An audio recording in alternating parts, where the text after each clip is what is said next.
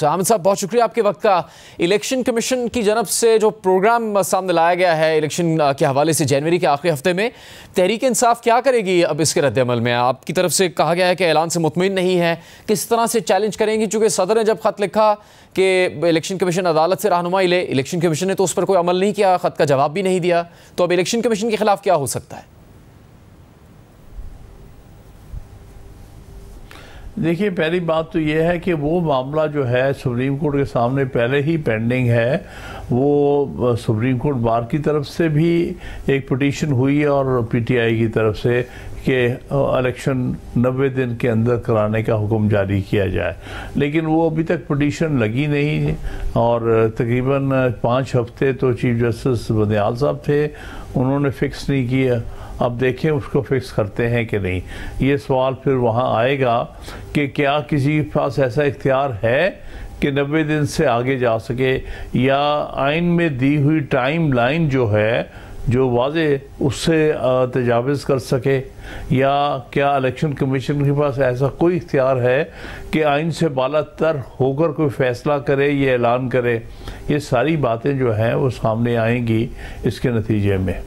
तो हामिद साहब, अगर सदर मुमलिकत की इख्तियार की बात हो रही थी, अगर आप और आपकी कानूनी टीम ये समझती है कि सदर के पास इख्तियार था, तो फिर वो इलेक्शन की तारीख का ऐलान कर देते। उन्होंने ऐसा नहीं किया, मामला इलेक्शन कमीशन पे छोड़ा। ये इस बारे में हिदायत दी कि वो सुप्रीम कोर्ट से मशावरत करे या रहनुमाई ले, तो सदर ने तो अपना इख्तियार सरेंडर कर दिया। फिर नहीं, देखिए, ये इख्तियार ऐसा है जो सरेंडर किया नहीं जा सकता, लेकिन सदर ने जो भी किया वो मुनासिब नहीं था।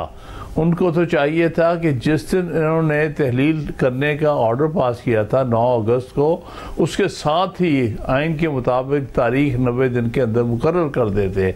ये उनकी कमज़ोरी है कि उन्होंने इसके ऊपर कोई वाज़े कदम नहीं उठाया, हालांकि आइन बड़ा वाज़े था। फिर उसके बाद जब एक दफ़ा इन्होंने कहा भी, तो वो भी बतौर एक सजेशन के उन्होंने कहा कि ये तारीख मुकर्रर कर दी जाए। ग़ालिबन जो दबाव था उनके ऊपर, उससे मजबूर हो गए उन्होंने ये चीज़ कही, लेकिन उनकी नीयत यही थी कि आप 5 नवंबर तक इलेक्शन करा लें, यानी 90 या 89 डेज़ के अंदर अंदर आप इलेक्शन करा लें। तो उन्हें इसके बारे में वाज़े होना चाहिए था, ये उनकी कमज़ोरी रही। लेकिन फिर भी उनके इस एक्शन से कि उन्होंने इलेक्शन कमीशन को ये कहा था कि आप इलेक्शन फ़लाँ तारीख तक करा लें, और उस हवाले से अगर आप गाइडेंस लेना चाहिए तो सुप्रीम कोर्ट से गाइडेंस भी ले लें। मेरे नज़दीक तो गाइडेंस की ऐसा ज़रूरत ही नहीं थी। ये इलेक्शन कमीशन का फ़र्ज़ था और सदर का ये वाज़े इख्तियार था जिसको उन्होंने इस्तेमाल करना चाहिए था। तो साहब, आपको लगता है कि सदर को वाज़े तौर पर इलेक्शन का ऐलान करना चाहिए था, लेकिन दबाव की वजह से उन्होंने ऐसा नहीं किया, या फिर ऐसा है कि उनको भी मालूम है कि वो ऐलान नहीं कर सकते इलेक्शन की तारीख का, लेकिन उन्होंने तहरीक इंसाफ के दबाव की वजह से सिर्फ इस तरह का ख़त लिखा? नहीं, मैं समझता हूँ दबाव इस बात का था कि वो इलेक्शन की डेट जो है इलेक्शन कमीशन पर छोड़े, क्योंकि उनका तो इख्तियार बड़ा वाज़े है। तो आइन कहता है उसके लिए उन्हें ना तहरीक इंसाफ से कोई इजाज़त की ज़रूरत थी, ना इलेक्शन कमीशन से या किसी और अदारे से। ये तो आइन उनको ये इख्तियार देता है। लिहाजा उनकी तरफ से ये कमज़ोरी हुई जो उन्होंने वाज़े ऐलान नहीं किया और तारीख नहीं दी। हर सूरत इसके बावजूद भी जो आइन की तरफ से एक वाज़े शिक है, वो तो उसको आप कहाँ ले जाएंगे? उससे आप आगे नहीं जा सकते, ना उसे तजावीज़ कर सकते हैं। कोई भी शख्स और कोई भी अदारा नहीं कर सकता। तो आमिर खान साहब, जिस तरह से अब इस मामले पे इलेक्शन कमीशन का आपको एतराज़ है, जो चेयरमैन तहरीक इंसाफ का मामला है उसमें मज़ीद मुकदमात के हवाले से भी खबर आ रही है, फिर 9 मई के मुकदमात में बगावत की दफ़ा शामिल की गई है। अगर वो उन मुकदमात से बाहर नहीं आ पाते तो तहरीक इंसाफ की हिकमत अमली क्या होगी इलेक्शन के हवाले से? क्या आपकी जमात जाएगी इलेक्शन में फिर भी, अगर इलेक्शन कमीशन के ऐलान के मुताबिक जनवरी के आखिरी हफ्ते में ही कोई तारीख सामने आती है, या बॉयकॉट करेगी? देखिए, इलेक्शन बाइकआउट करना तो किसी तौर पर भी मुनासिब नहीं होगा।